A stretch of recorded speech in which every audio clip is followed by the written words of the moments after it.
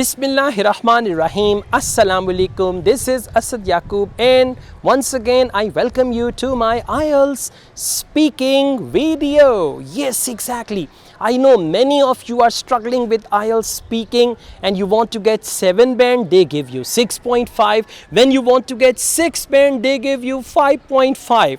I mean, what do you say? Most of the students, they need band score 6 or 7. For immigration, those who are looking for 8777, they need 7 in speaking. For education, those who want to get not less than 6 band, they need 6 band in speaking, and you are always stuck half band below your expected or your required band score. Now I'm going to give you some quick tips and some quick techniques to achieve that band score. Listen guys, all 3 parts of IELTS speaking, they are equally important. So if you perform well in all 3 parts, according to my instructions, most definitely you can please the examiner to get your desired band score.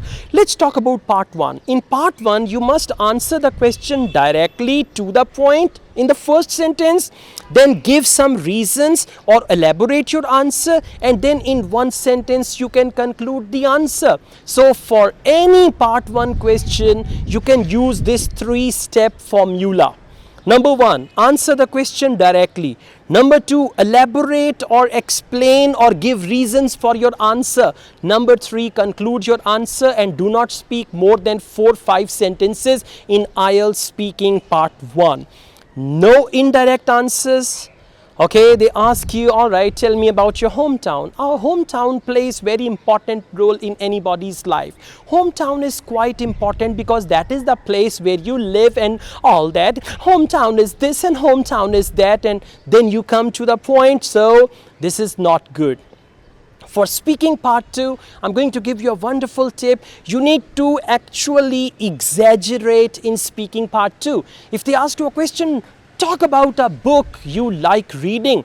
Now you've never read any book. If they say talk about a movie you once watched and you don't know because you're not into watching movies, so you need to exaggerate, come up with anything. You can assume any name of the book, you can assume any title of the movie, but you need to go on, keep the ball rolling. You need to talk about it. For example, if they ask me about my favorite movie and I say my favorite movie is The House, I don't know any movie like that, but I say my favorite movie is The House. It's a lovely movie. It's all about this and that and all that. So I can exaggerate, but I have to be realistic about that topic. If I'm talking about a book, I can assume any name. If I'm talking about, for example, talk about a writer you want to meet one day, and you say, I don't want to meet any writer for God's sake, but actually, for the sake of IELTS, for the sake of your desired band, you have to meet a writer. So you can exaggerate the things and then come up with some ideas. But remember,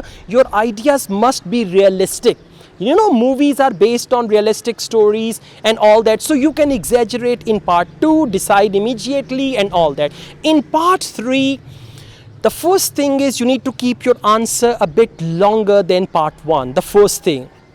Second, in part 3, answer, when examiner asks you a question, repeat the question in positive tone. For example, if the question is, what will happen to the world's climate in the next 15 years? I think there will be some huge changes that will take place about the world's climate in the next 15 years, and then you can go on. Because when you repeat the question after the examiner, you actually repeat that for you. But you need to repeat. For example, there are 2 types of sentences. One is positive, one is interrogative.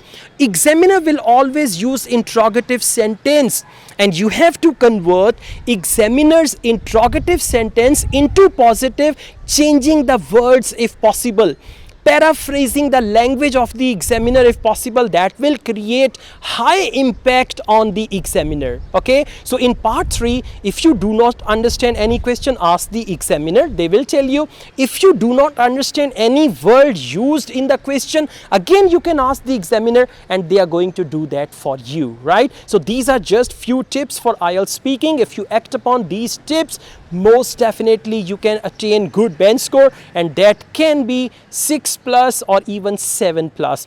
Focus your English language, because English language is very important, especially your sentence structure. These things are equally important. All the best, guys. I also teach IELTS online. If you want to join my online IELTS classes, my WhatsApp number is given. You can contact me for that.